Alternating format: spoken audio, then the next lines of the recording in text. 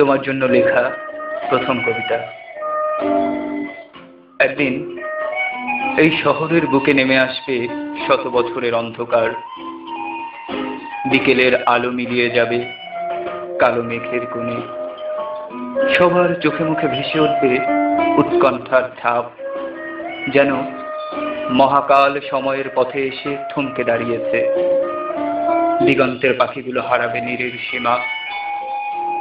আমি মহামান্য আলেকজান্ডারের মতো অর্ধেক পৃথিবী জয় করে ক্লান্ত দিগ্বিজয়ীর বেশে তোমার পদতলে বিসর্জন দেব আমার শেষ অশ্রুবিন্দু।